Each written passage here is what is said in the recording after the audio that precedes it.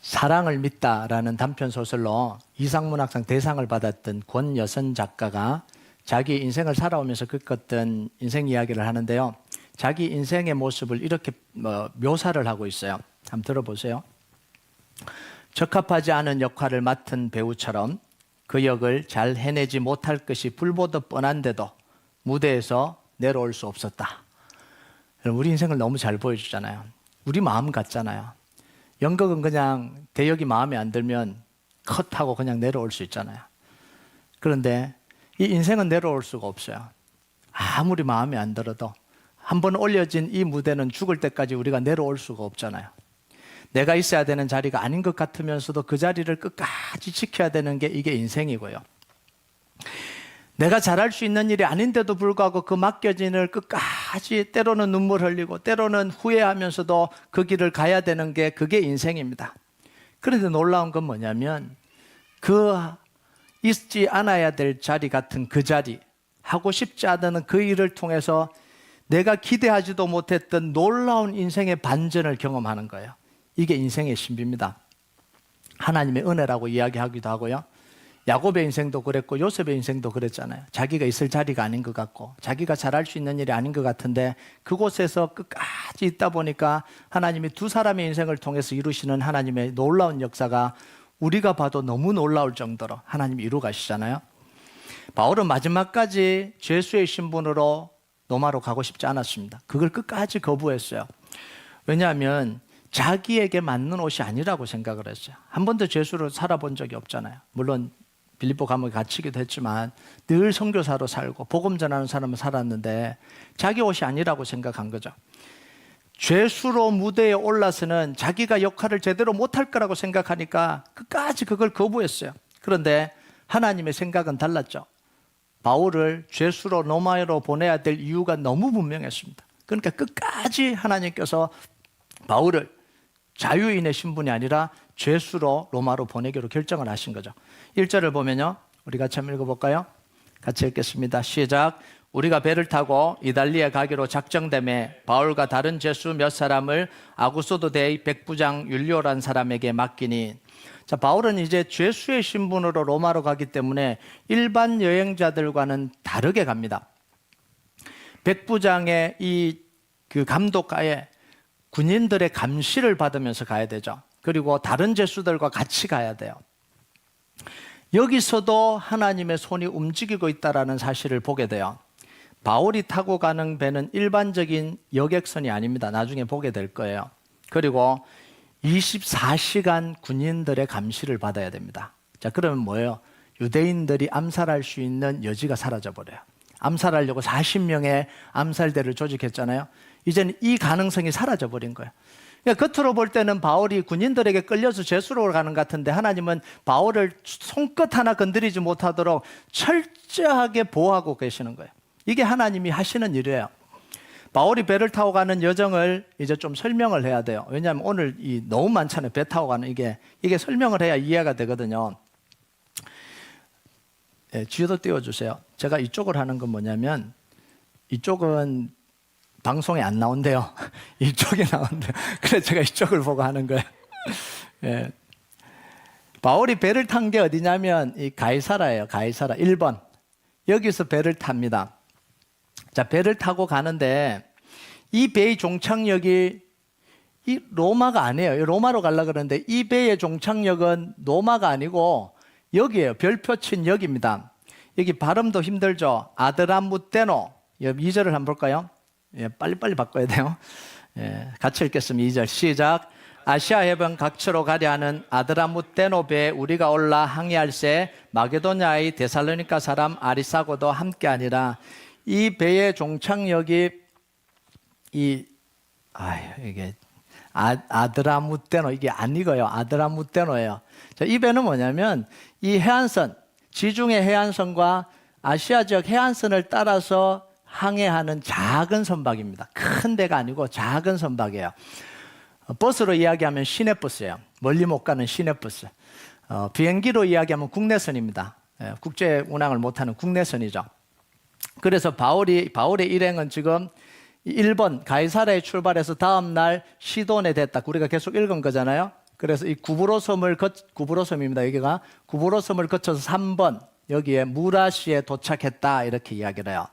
자, 여기서 큰 배로 갈아탑니다. 로마로 가기 위해서 여기 무라시에서 큰 배로 갈아타야 돼요. 자, 그래서 이 6절을 같이 한번 볼까요? 6절 배를 갈아탑니다. 시작. 거기서 백부장이 이달리아로 가려 하는 알렉산드리아 배를 만나 우리를 오르게 하니, 이달리아는 로마 이야기하는 거, 이탈리아 로마 이야기하는 겁니다. 자, 바울이 타고 갈 로마로 타고 갈 이 배 알렉산드리아호는 여객선이 아니고 화물선이에요. 화물을 운반하는, 주로 곡물을 운반하는 선이었죠. 로마가 매년 이 당시에 15만 톤의 밀을 이 알렉산드리아, 여기서요 이집트에서 나는 이 곡물을 알렉산드리아에서 로마로 이렇게 싣고 갑니다. 배들이. 자, 15만 톤을 싣고 가야 돼요. 상상이 안 됩니다, 저는. 이 많은 걸 움직여야 되니까 배들이 얼마나 많겠어요. 움직이는 배들이 얼마나 많겠어요. 상단이라 그러죠, 우리가. 이 상단은 정부에 소속된 상단입니다. 개인적으로 장사를 하는 게 아니고 정부에 소속돼서 무역을 하는 무역 상단이에요. 자, 그러니까 그 배에 죄수들을 마음대로 싣고 갈 수 있는 거죠. 왜? 정부에 소속되어 있는 거기 때문에. 그러면서 로마의 백부장이었던, 군인이었던 백부장이 그 배에 타면서 그 배의 모든 주의권이 누구에게 넘어가겠어요? 백부장에게 넘어가는 거죠. 왜냐하면 정부에 소속된 거잖아요. 그러니까 군대의 백부장이 타면서 모든 주의권을 다 백부장에게 넘기게 되어 있어요. 자, 바울의 일행이 알렉산드리아에서 큰 배로 갈아탄 뒤부터 배가 항해하는데 굉장히 어려움을 겪습니다. 7절과 8절을 보면요, 같이 한번 읽어볼까요? 시작. 배가 더디가 여러 날 만에 간신히 니도 맞은편에 이르러 풍세가 더 허락하지 아니하므로 살몬의 앞을 지나 그레데 해안을 바람막이로 항해하여 간신히 그 해안을 지나 미항이라는 곳에 이르니 라세아시에 가깝더라. 자, 이 당시 배들은 자체 동력이 없어요. 발전기가 아직 개발이 안 됐잖아요. 엔진이 개발이 안 됐잖아요. 그러니까 바람으로 갑니다. 그런데 그 배가 역풍이 불어서 항해하기가 너무 힘들었다라는 거예요. 그래서 여러 날 걸려서 이 무라시에서 니도까지 가는데도 너무 힘들었다는 거죠. 그리고 간신히 배를 옮겨서 이 미항이라는 곳, Fair Heavens 이렇게 되어 있는 거죠. 여기 미항, 여기에 간신히 정박했다라는 거예요. 바람이 너무 많이 불고 역풍이 불고 이래서 간신히 여기다가 정박을 한 상태가 된 거죠. 자, 배가 이렇게 항해하기 어려운 건 매번 이렇게 항해하기 어렵냐? 그렇진 않아요. 그러면 배가 어떻게 곡물을 운반하겠어요? 이때가 겨울철이라서 그렇습니다. 이 당시 겨울 바다는요, 바람과 파도가 너무 거칠어서 항해하기가 너무 힘들어요. 그래서 공식적으로 11월부터 1월까지는 항해를 금지시켰습니다. 이 바다를, 큰 바다를 지나가는 항해를 다 금지시켰어요. 어떤 사람들은 3월까지 금지시켰다라고 이야기하는 사람도 있는데 아마 대부분이 11월에서 1월까지 한 3개월 정도. 3개월인가요? 2개월에서 3개월 정도. 그렇게 금지를 시켰습니다. 자, 9절을 볼까요? 9절이 그 이야기가 나오는 거거든요. 같이 읽겠습니다. 시작. 여러 날이 걸려 금식하는 절기가 이미 지났으므로 항해하기가 위태한지라 바울이 그들을 권하여. 이 금식하는 절기가 뭐냐면 10월에 있었던 대속죄일을 말하는 거예요. 이 당시 대속죄일은 10월 5일이었거든요. 그러니까 대속죄일이 언제 끝나냐면 5일부터 10일까지 대속죄일을 지납니다. 그리고 10월 10일이 되면 여러분이 알다시피 초막절이 시작이 됩니다. 그럼 한 일주일 또 초막절을 보내죠. 그럼 여기 뭐라고 이야기했냐면 금식하는 절기가 지났다. 이건 뭐냐면 10월 10일 이후라는 이야기입니다. 만약 초막절까지 더 보냈다라면 훨씬 더 이후겠죠. 10월 말로 갔겠죠. 그러니까 항해가 금지된 11월에 이미 가까워진 거예요. 여러분이 알다시피 바다가 11월 1일 날 딱 바다가 갑자기 변하지 않잖아요. 그 전후로 이 날씨가 확 갑자기 변하잖아요. 그러니까 10월 중순에도 갑자기 변할 수도 있는 거죠. 그러니까 지금은 위태한 시기로 들어왔다라는 이야기예요. 그래서 바울이 항해를 책임지고 있는 사람들에게 더 이상 항해를 하는 건 위험하다. 여기서 항해를 멈춰야 된다. 그러고 제안을 한 거예요. 그게 10절의 내용입니다. 10절 같이 읽겠습니다. 시작.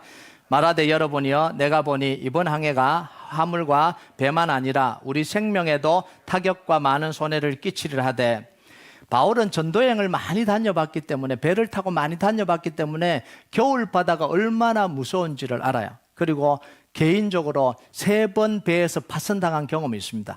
일주일 동안 이 조난을 당해서 바다에 떠다녔던 경험이 있는 거예요. 그러니까 이게 얼마나 무서운지를 아니까 여기서 그만 항해를 해야 된다 이렇게 이야기를 한 거예요.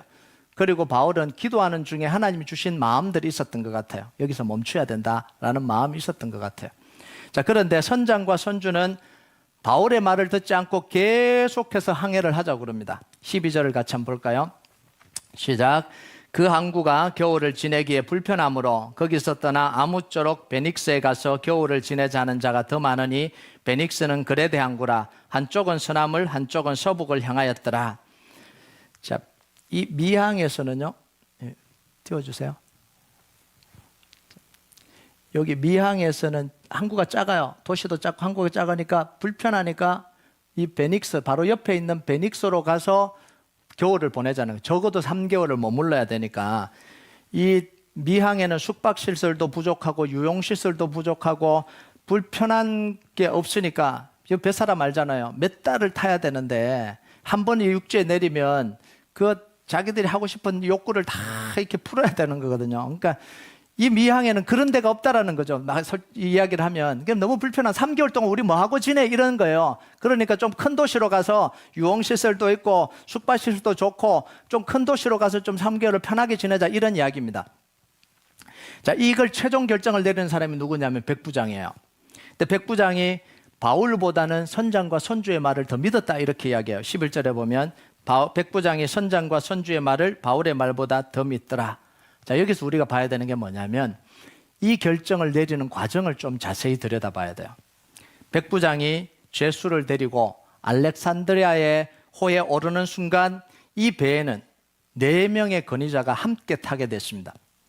한 명은 백부장이고요. 또 한 명은 선장이고 또 한 명은 선주고, 선주는 배의 주인이죠. 상단을 끌어가는 사람이기도 하고요. 그리고 나머지 한 사람은 누구냐면 사도 바울. 그러니까 이 4사람은요, 세상에 있는 파워를, 모든 권력과 파워를 대변하는 대표적인 사람이에요. 오늘도 세상에는 이 4가지 파워가 다 곳곳에 있잖아요. 백부장은 뭐예요? 정치 권력을 가진 사람이잖아요. 정치 파워를 가진 사람이에요. 선장은 뭐예요? 전문가예요. 온 세상에 전문가들이 있잖아요. 전문가들. 선주는 뭐냐면 경제적인 파워를 가지고 있는 사람이에요. 그리고 바울은 영적인 권위를 가지고 있는 사람이죠. 하나님의 주신 파워를 가진 사람이에요. 세상은 이 4그룹이 항상 존재하잖아요. 항상. 자, 그런데 중요한 결정을 내릴 때 백부장은요, 선장과 선주의 말을 바울의 말보다 더 믿더라 이렇게 이야기를 해요. 중요한 결정을 내릴 때 영적인 권위자의 바울의 말은 늘 묵살당했다 이런 이야기예요. 여러분, 세상도 마찬가지예요. 돈과 권력과 이 지식 앞에서는 늘 영적인 건 뒤로 밀려요. 영적인 권위자는 뒤로 밀립니다. 그리고 하나님의 뜻은 뒤로 밀려요. 코로나 터졌을 때 늘 누가 나와서 정치권에서 이야기를 하죠. 전문가가 나와서 이야기하죠. 경제적인 거 고려하지 누가 목회자가 나와서 이번 코로나는 하나님이 이렇게 했기 때문에 하나님의 말씀을 들으시오. 그거 안 듣잖아요. 다 밀어내는 거예요. 여러분, 어찌 보면 당연한 일 같아요. 바울은 선장도 아니고 항해 전문가도 아니고요. 배를 운전해 본 경험도 없고요. 그 배에 뭐 경제적인 게 달려 있는 것도 아니고요. 그러면 당연히 전문가의 말을 듣고 결정하는 게 이게 옳은 결정이 아니냐라는 거예요. 자, 그런데 문제는 뭐냐면 권력과 돈과 지식이 항상 선하고 좋은 방향으로만 가지 않는다라는 게 이게 문제예요. 권력과 돈과 지식은요, 항상 부패하고 오염될 수밖에 없는 성질을 갖고 있어요. 왜냐하면 그걸 사용하는 사람들이 죄의 본성을 가지고 있기 때문에 그래요. 권력을 진 사람, 돈을 가진 사람, 지식을 가진 사람이 죄의 본성을 가지고 있기 때문에 항상 부패하고 항상 오염될 수밖에 없습니다. 여러분, 아무리 선한 것도요, 사람 손에 들어가면 그 욕심과 악한 본성 때문에 부패하게 됩니다. 여러분, 하나님이 지으신 창조물 중에 하나님의 질서를 따르지 않는 유일한 한 부류가 있는데 그게 누구예요? 그게 사람이에요. 하나님이 제일 사랑해 주신 사람이 제일 많이 반역하죠. 여러분, 나무와 풀들은요, 물만 주고 햇빛만 주면 잘 자라요. 창조의 질서를 거스르지 않아요. 동물들도 창조의 질서를 거스르지 않습니다. 여러분, 사람들이 왜 강아지를 키운다 그러죠? 너무 충성스러우니까, 배신을 안 하니까. 그러니까 이 창조물들은요, 하나님의 질서를 안 거스려요. 꼭 누구만, 사람만 창조의 질서를 거스릅니다. 왜요? 그 안에 부패한 죄의 본성이 있기 때문에 그래요. 그래서 인간 중심의 인본주의, 인간 중심의 이성주의, 인간 중심의 과학주의는요, 필연적으로 문제가 일어날 수밖에 없습니다. 이들이 강구하는 게 뭐냐면 사람의 죄성을 강구하고 있거든요. 과학, 문명, 지식 굉장히 좋아요. 발전할 수 있어. 근데 그들이 강구하고 있는 게 뭐냐면 사람의 죄성을 강구하고 있는 거예요. 여러분, 돈을 가진 사람들은 끊임없이 권력을 움직이려고 해요. 돈으로 권력을 움직이려고 해요. 그러니까 권력이 부패를 하는 거죠. 권력은 돈에 의해서 부패되고요. 전문가는 돈과 권력에 의해서 오염이 됩니다. 그죠? 돈과 권력을 가지고 전문 의견을 바꿔버리잖아요. 그 계속해서 부패가 되게 돼 있는 거죠. 그래서 세상에서는 순수한 권력, 순수한 돈, 순수한 지식은 있을 수가 없는 게 이게 세상이에요. 이걸 우리가 알고 살아야 돼요. 자, 백부장과 선주가 모여서 항해를 결정하는데도 이미 오염이 돼 버렸어요. 가장 중요한 고려 사항이 뭐예요? 안전이 아니에요. 12절을 같이 한번 읽어볼까요? 12절 같이 읽겠습니다. 시작. 그 항구가 겨울을 지내기에 불편하므로 거기서 떠나 아무쪼록 베닉스에 가서 겨울을 지내자는 자가 더 많으니 베닉스는 그레데 항구라. 한쪽은 서남을 한쪽은 서북을 향하였더라. 자, 두 가지 중요한 고려 사항이 나오죠. 첫 번째는 뭐예요? 그 항구가 겨울을 지내기에 불편하므로 유흥시설이 없다라는 거죠. 3개월 놀아야 되는데 숙박시설이 충분하지 않다라는 거예요. 3개월 동안 먹고 놀기가 너무 이 작은 데서는, 이런 데서는, 너무 시골 같은 데서는 안 된다라는 거. 이게 중요한 결정사항이에요. 그 다음 뭐라고 이야기해요? 베닉스에 가서 겨울을 지내자는 자가 더 많으니. 사람들의 의견이죠. 사람들의 욕구, 사람들의 요구. 여러분, 세상을 그대로 보여주는 거 아니에요?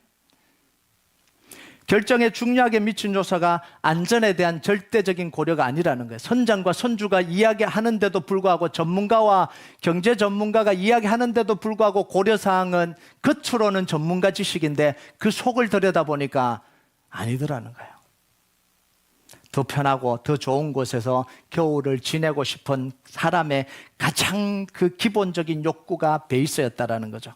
인간의 욕구를 충족시키기 위해서 항상 권력도 돈도 전문가도 다 여기에 동조하는 거예요. 여러분, 세상의 모습을 그대로 다 잘 보여주잖아요. 전문가들이 요즘 전문 지식을 이야기할 때 정말 순수하게 전문 지식을 이야기하는 사람들이 별로 없잖아요.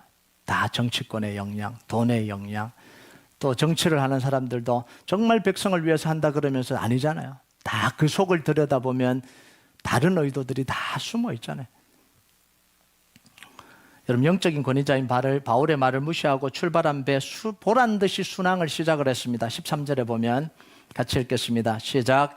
남풍이 순하게 불매 그들이 뜻을 이룬 줄 알고 닻을 감아 그레데 해변을 끼고 항해하더니. 자, 이 미양에서 출발한 배가 베닉스로 가려면 요 해안선을 따라서 조금만 가면 돼요. 조금이라도 사실은 멀죠. 따라서 가려면 바다 쪽에서 육지 쪽으로 바람이 약하게 불어줘야 됩니다. 강하게 불어서도 안 돼요. 강하게 불면 육지에 가다 부딪혀 버리잖아요. 그러니까 약하게 불어줘야 돼요. 그러니까 바다 쪽에서, 이쪽이 남쪽이거든요. 이쪽이 남쪽이에요. 이쪽이 북쪽이고. 그러니까 남쪽에서 이 육지 쪽으로, 섬 쪽으로 약하게 남풍이 불어줘야 되는 거예요. 자, 근데 뭐라고 이야기를 해요? 남풍이 순하게 불어줬다라는 거예요. 좀 기가 막히잖아요. 그래야 해안선을 따라서 안전하게 할 수 있는데, 그래서 배가 출발하자마자 선주와 선장이 의기양양해진 거죠. 남풍이 살 불어주니까 너무 잘 된 거죠.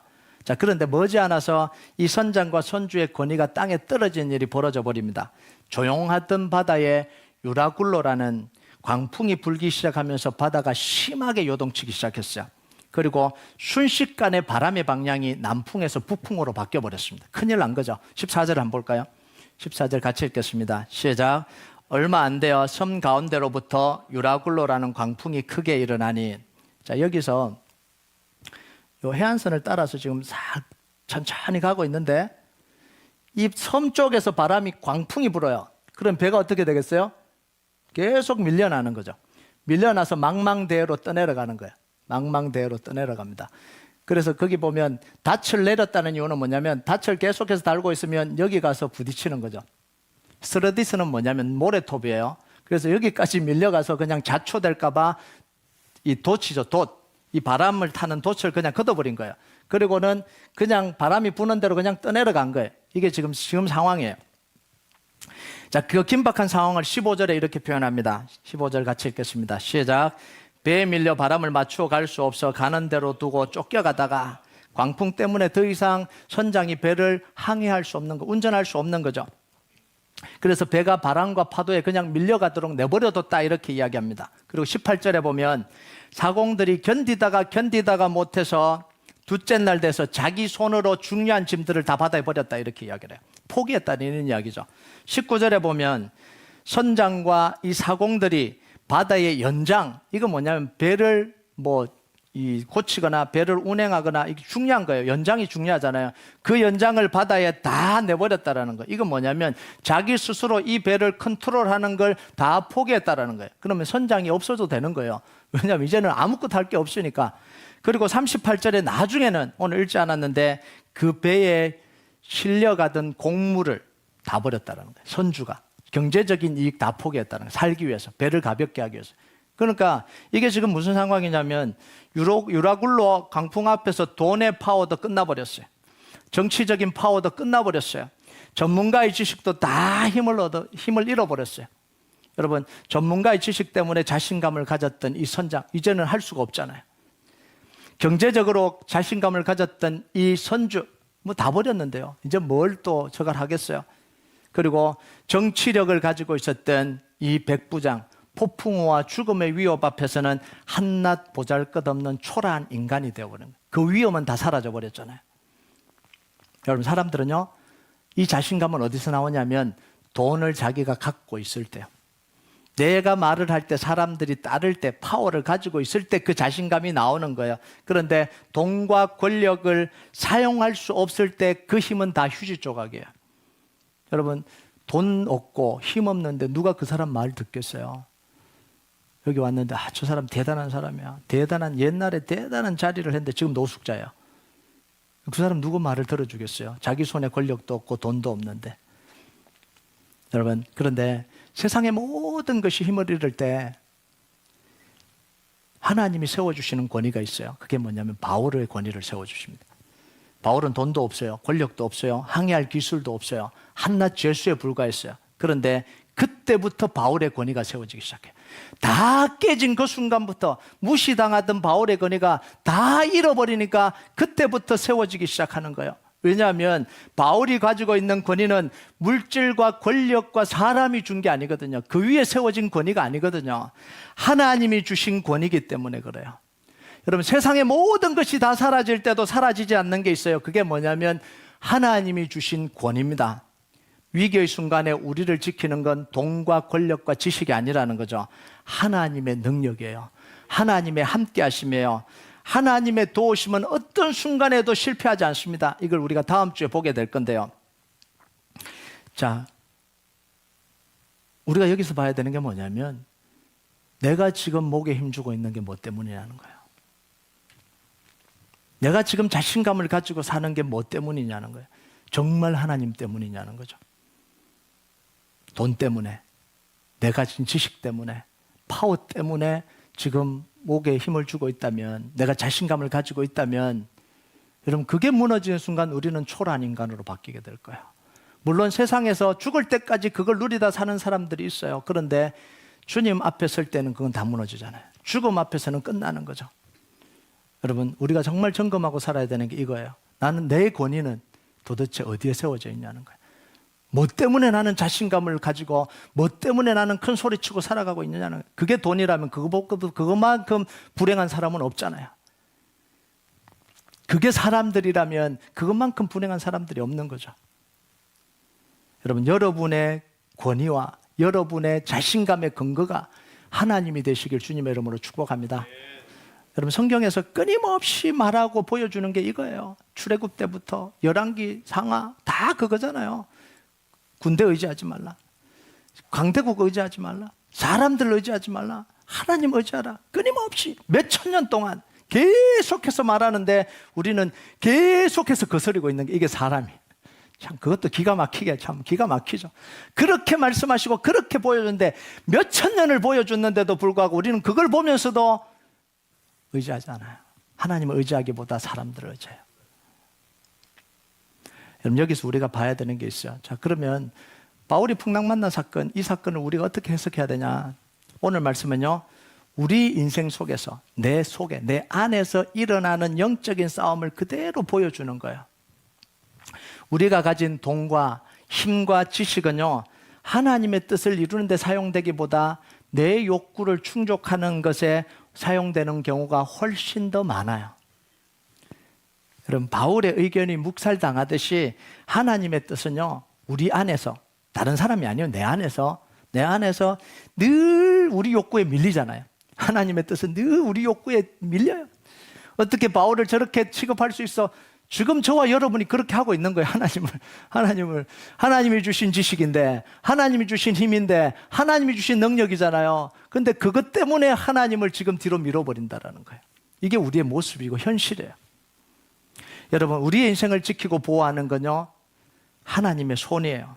그런데 내가 가진 돈과 권력과 지식이 힘을 발휘하고 있는 상황에서는 이 손이 안 보여요. 이 하나님의 역사가 안 보여요. 하나님은 뜻을 무시해도 되는 것처럼 보여요. 왜냐하면 돈과 지식과 능력이 월킹하고 있는 상황에는요, 하나님의 뜻은 좀 뒤로 밀어놔도 될 것 같아요. 그걸 심각하게 고려를 안 해도 될 것 같아요. 그런데 하나님의 뜻을 무시한 결과는 뭐냐면 인생의 풍랑을 만나게 되는 거죠. 여러분, 하나님이 우리 인생에 풍랑을 주시는 이유가 있어요. 망하게 하려고? 그건 아니죠.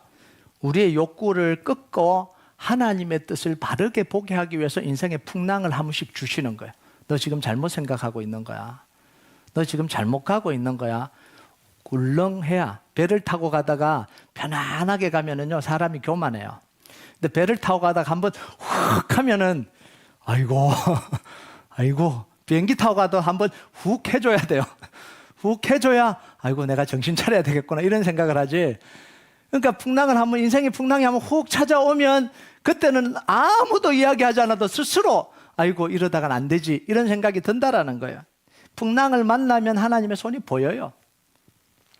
풍랑을 만나면 내가 붙들고 있는 게 얼마나 헛된 건지 다 보이게 됩니다. 바로 전날까지 내가 돈이 있으니까, 내가 능력이 있으니까 내가 이 정도면 됐지 하다가도요, 한번 죽을 고비를 확 넘기고 나면 이게 아무도 부질없구나, 이게 자연적으로 속에 들어오잖아요. 아무도 가르쳐주지 않았는데도 자연적으로 그 생각이 들잖아요. 여러분, 그래서 시편 119편 67절 71절에 다윗이 이렇게 고백합니다. 얼마나 다윗이 믿음의 사람이에요. 그런데 이렇게 고백해요. 같이 한번 읽어보겠습니다. 시작. 고난당하기 전에는 내가 그릇 행하였더니 이제는 주의 말씀을 지키나이다. 고난당하는 것이 내게 유익이라. 이로 말미암아 내가 주의 율례를 배우게 되었나이다. 다윗도요, 고난이 없으니까 하나님이 안 보이는 거예요. 근데 고난을 통해서 하나님이 계속해서 보여주는, 그러니까 고난이 축복인 거죠. 풍랑이 오는 게 이게 저주가 아니에요. 풍랑이 오는 게 이게 축복이에요. 깨닫게 해주시는 거.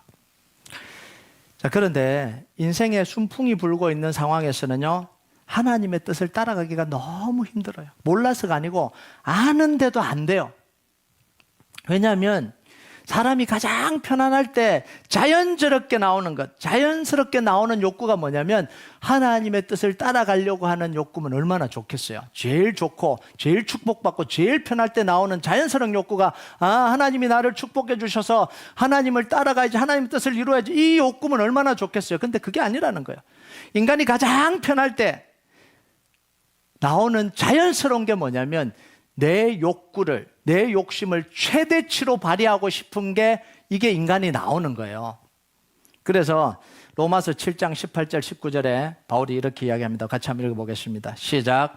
내 속에 곧 내 육신에 선한 것이 거하지 아니하는 줄 아노니 원함은 내게 있으나 선을 행하는 것을 없노라. 내가 원하는 바 선은 행하지 아니하고 도리어 원하지 않은 바 악을 행하는도다. 그럼 내가 원하는 대로 하고 싶은 욕구가 하나님의 뜻을 행하려고 하는 욕구를 이겨버리는 거야. 더 강하다라는 거야.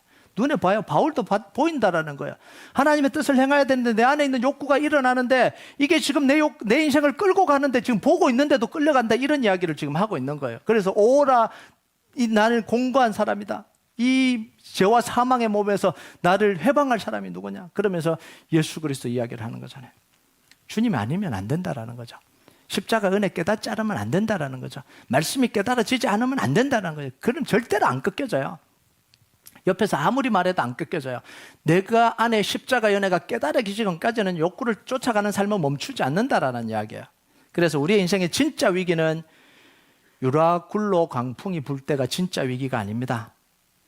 순풍이 불 때가 진짜 위기예요. 순풍이 불 때 우리의 기도를, 의지를 다 꺾어버리잖아요. 순풍이 불고 있을 때 기도 의지가 다 꺾여져요. 순풍이 불고 있을 때 하나님의 뜻을 간절히 구하려고 하는 의지를 다 꺾어버립니다. 다가오는 위기를 감지하는 이 감각과 센스가 다 깨져버려요. 여러분, 다윗이요, 그렇게 하나님 앞에 센스 있는 사람 아니에요. 철저하게 기도하고 철저하게 하나님 앞에 나가는 순간 나가는 사람 아니었어요. 기도하는 사람 아니었어요. 그런데 바세바와 범죄하는 순간 이게 다 무너진 상황이에요. 그렇게 하나님 갈까요? 전쟁하러 갈까요? 죽음의 위협을 무릅쓰고 하나님의 뜻이 뭐예요? 이렇게 했던 다윗이 바세바와 범죄할 때는요, 그 영적인 센스가 다 깨져버렸어요. 유부녀라고 신하가 알려주는데도 가요. 이게 말도 안 되는 이야기예요. 옆에서 그러면 안 된다고 충고하는데도 가요. 왜? 영적인 센스가 다 깨져버렸거든요. 다윗이 바세바와 범죄한 때가 언제냐면 낮잠 자고 일어나서 저녁 때입니다. 그 당시 이스라엘은 상번제를 드렸어요. 아침과 저녁에 제사를 드렸죠. 군대는 이미 이 전쟁하러 나간 사이 왕궁에 있으면서 이 다윗이 다 깨져갖고 아침 저녁 제사 드릴 때 그거 했다라는 거예요. 예배 안 드렸다는 이야기잖아요. 기도 안 했다라는 이야기잖아요. 다 무너졌다라는 이야기예요. 순풍이 올 때 우리의 모든 영적 감각이 무너져 버리는, 이게 가장 큰 위기라는 거예요. 정말 우리가 기도해야 될 때는요, 문제가 없을 때예요. 잘 될 때예요. 여러분, 힘들 때는 기도하지 말라고 해도 기도해요. 간절히 하나님을 찾지 말라고 해도 찾아요. 부르짖지 말라 그래도 부르짖어요. 어떤 사람들은요, 좀 부르짖고 좀 기도하세요. 그러면 뭐라 그러냐면, 제 스타일은요, 조용히 묵상하는 스타일이에요. 이렇게 하는 사람이 있어요. 그런데요, 그 사람이 자기 자식의 문제가 생기고 자기 인생에 문제가 생기면요, 갑자기 목소리가 주야! 옆에서 시끄럽다 그래도 주야! 자기 인생에 문제가 찾아오면요, 기도 스타일이 어디 있어요, 스타일이. 간절히 부르짖게 되는 거예요. 여러분, 문제가 있을 때보다 훨씬 더 중요한 건 뭐냐면, 문제가 없다고 느껴질 때, 내 인생에 순풍이 불 때 간절히 하나님을 찾아야 돼요. 여러분, 인생에 문제가 찾아왔는데도 불구하고 하나님을 간절히 찾지 않는 사람은 정말 불행한 사람입니다. 정말 불행하죠. 그 문제가 다 터졌는데도 불구하고 하나님께 무릎 꿇지 않으면 얼마나 교만한 거예요. 정말 불행한 사람이에요. 그런데 그보다 더 불행한 사람이 누구냐면, 기도할 제목이 없다, 기도할 일이 없다고 기도하지 않는 사람. 이 사람이 훨씬 더 불행한 사람이에요. 여러분, 바울은 평온할 때 가장 절박했어요. 여러분, 고린도서 9장 27절 한번 볼까요? 같이 읽겠습니다. 시작. 내가 내 몸을 처복종하게 하면 내가 남에게 전파한 후에 자신이 도리어 버림을 당할까 두려워함이로다. 이때가 바울이 가장 잘 나갈 때입니다. 3차 전도여행을 하면서 바울을 통해서 기적이 가장 많이 일어날 때예요. 바울의 한마디면 역사가 막 일어날 때예요. 그런데 그때 바울은 뭐냐면 하나님께 가장 절박했어요. 뭐라고 이야기해요? 내가 내 몸을 처복종한다는 거예요. 순풍이 불 때, 잘 될 때 내가 스스로 내 몸을 처복종한다는 거예요. 내가 능력을 행하고 다른 사람을 살리고 기적을 행하지만 내가 무너져 버릴까 봐. 이럴 경우 굉장히 많아요. 다른 사람은 다 살림 같고 거룩한 것 같고 다른 사람은 막 하는 것 같은데 내 삶은 다 무너져 버려 있는 경우들이 꽤나 있습니다. 그러니까 바울은 그걸 알고 절박해지는 거예요. 잘 될 때 절박해지는 거예요. 여러분, 인생의 풍랑을 만났으면 하나님을 찾으시기 바랍니다.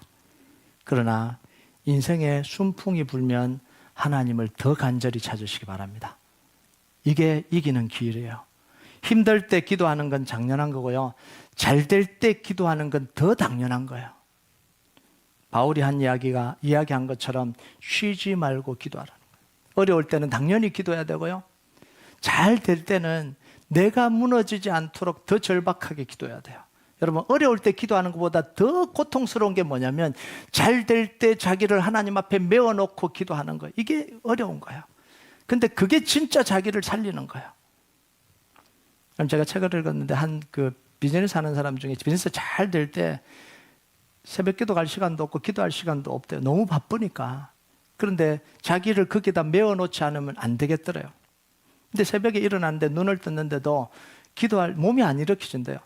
그래서 기도하러 가려고 자기 스스로 침대에서 굴러 떨어졌대요. 굴러 떨어지면 잠 깨니까.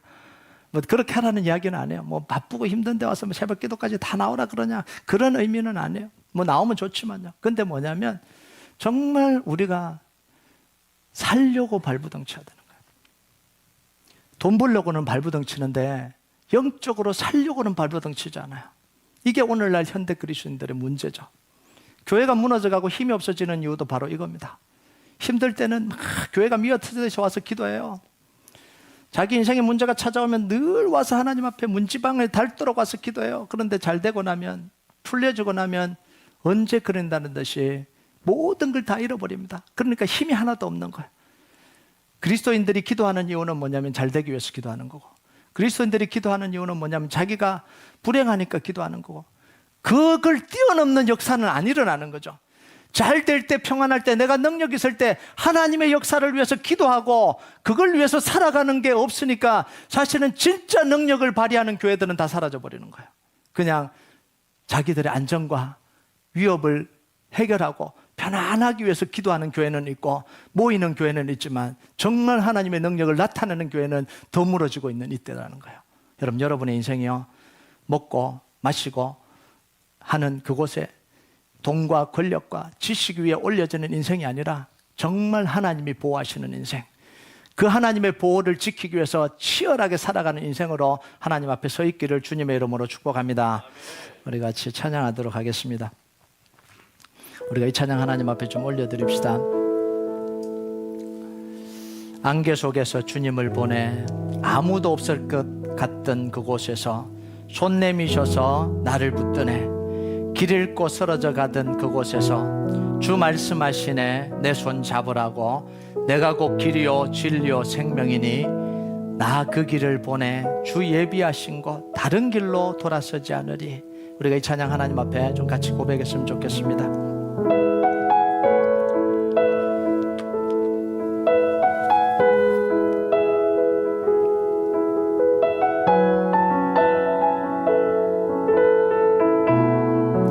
안개 속에서 주님을 안개 속에서 주님을 보내 아무도 없을 것 같던 아무도 그곳에서 없을 것 같던 그곳에서 손 내미셔서 나를 붙드네, 손 내미셔서 나를 붙드네 길 잃고 쓰러져 가던 길 잃고 그곳에서 쓰러져 가던 그곳에서 주 말씀하시네, 내 손 주 잡으라고. 말씀하시네,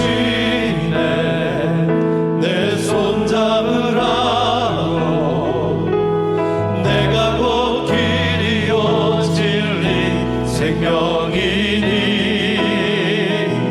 나 그 길을 보내 주 예비하신 곳 다른 길로 돌아서지 않으리. 예